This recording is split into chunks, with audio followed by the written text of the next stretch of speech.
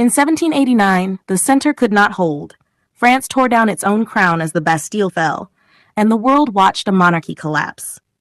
In 1793, King Louis XVI bowed to the guillotine. The king's head rolled, and with it the old order.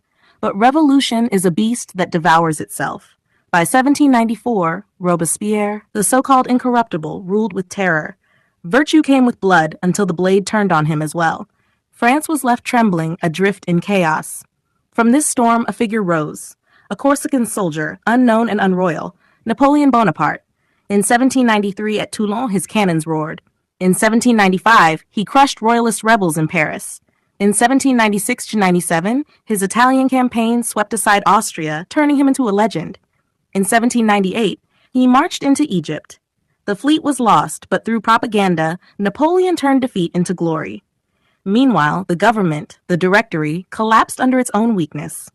In 1799, Napoleon struck. The coup of 18 Brumaire swept it away, and he became first consul of France. In 1804, at Notre Dame Cathedral, he crowned himself emperor. No pope, no priest, only his own hand placing the crown. For a time, he seemed unstoppable. At Austerlitz in 1805, at Jena in 1806, at Wagram in 1809, Europe bent before him. His laws, his code, his will spread across the continent. The revolution's cry for liberty, equality, fraternity now marched under an emperor's banner. But history turns. In 1812, Napoleon reached for Russia. The snows came, the center broke, and his grand army perished. By 1813 at Leipzig, Europe struck back. In 1814, Paris fell. Napoleon abdicated and was exiled to Elba. Yet in 1815, he escaped. For 100 days, France followed him again.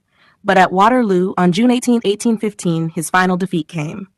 This time, he was cast far away to St. Helena. There, in 1821, Napoleon died in lonely exile. The French Revolution began in 1789 with the fall of a king, passed through the terror of 1793 to 94, and reached its climax in the rise and fall of Napoleon, 1799 to 1815. He rose like a star, blazed across Europe, and fell, leaving behind a world forever changed. As Yeats once warned, things fall apart, the center cannot hold, the best lack all conviction, while the worst are full of passionate intensity.